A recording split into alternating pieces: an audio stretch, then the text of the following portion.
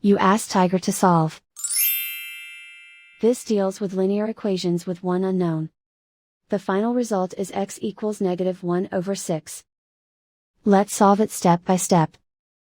Group all constants on the right side of the equation. Subtract 5/9 from both sides. Combine the fractions. Combine the numerators. Reduce the zero numerator. Simplify the arithmetic. Combine the fractions. Combine the numerators.